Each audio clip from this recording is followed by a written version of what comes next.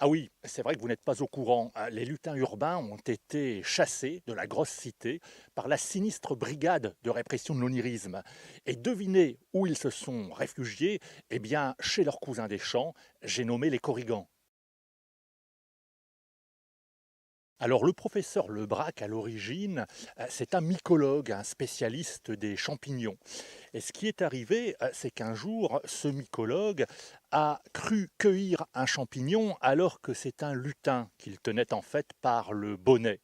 Et pour se venger d'avoir été ainsi dérangé, ce lutin lui a donné le don de vision imaginaire. Puisque c'est comme ça, lui a-t-il dit, tu verras tous mes congénères. Depuis, le braque voit les lutins de tout poil et je vous assure, ce n'est pas toujours une sinécure.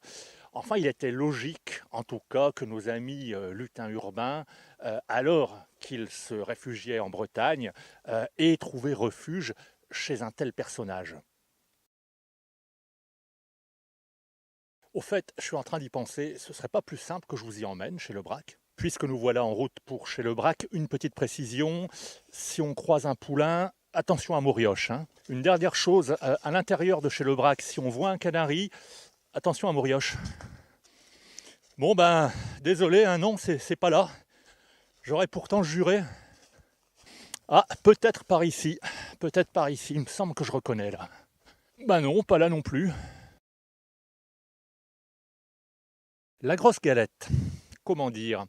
Un rébut fourré à la charade, enveloppé dans une devinette.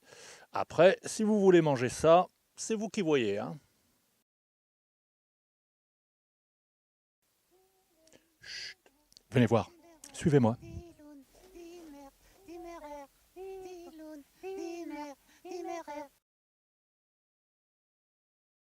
Le sabot volant des Quérions, c'est tout un poème.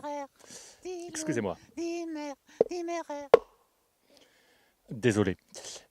Les Quérions sont les Corrigans de Carnac. On racontait qu'ils avaient bâti les menhirs qu'ils soulevaient comme l'on soulèverait pour notre part de toutes petites pierres.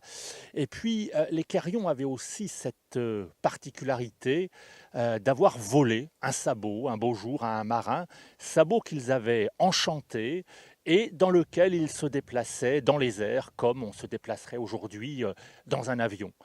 Il faut dire que les Quérions étaient de toute petite taille et qu'ils tenaient donc à 100 dans un sabot volant, euh, plus précisément à 99 avec le chef de clan sur la pointe du sabot. Vous voyez? Corrigan et Grosse Galette, il n'y a qu'à dire que c'est un récit pur beurre qui manque pas de sel. Allez, et je suis toute maintenant. Ceux-ci voudraient tout savoir avant d'avoir lu le livre. Faut rentrer. Et allez pas laisser vos affaires après vous, hein. Kenavo!